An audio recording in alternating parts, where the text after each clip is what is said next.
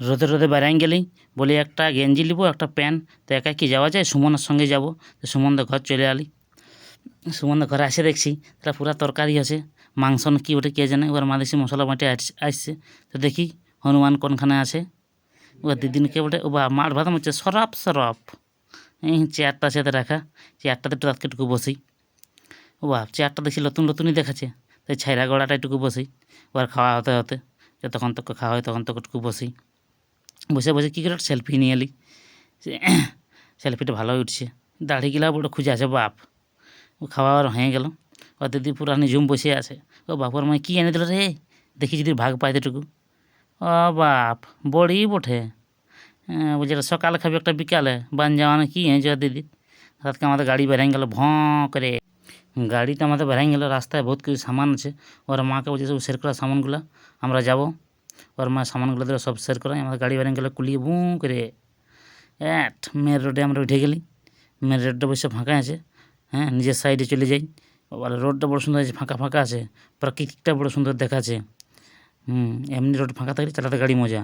ও বাপ, কাশফুলগুলো কী সুন্দর ফুটে আছে রোডের সাইডে সাইডে। মেয়েগুলো স্কুল যাচ্ছে। আমরা মনে হয় পৌঁছে গেলি।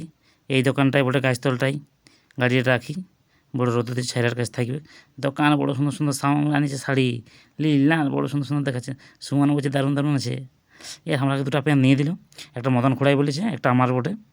তো দু লোকে দুটো প্যান্ট নিয়ে নেবো। আর আমার একটা গেঞ্জি এক্সট্রা লিয়া আছে, একটা এক্সট্রা গেঞ্জি নিলি, একটা প্যান্ট, আর মদন খোলার একটা প্যান্ট আলাদা। দু লোকে দুটো সামান নিয়ে এলি, দুটো প্লাস্টিকে।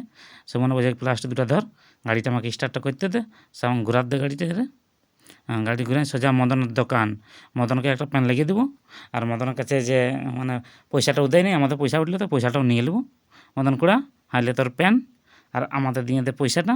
তো পয়সাটা আমরা ক্যাশ নেবো নাই, আমরাকে ফোনপে দিয়ে দে, আমাদের স্ক্যানারটালে স্ক্যানারটা ঝেক করে মারিয়ে দেয় আমাদের ফোনপে পয়সাটা। মদন সেটিং লাগাই দিল, বাস ফোনপে হয়ে গেল।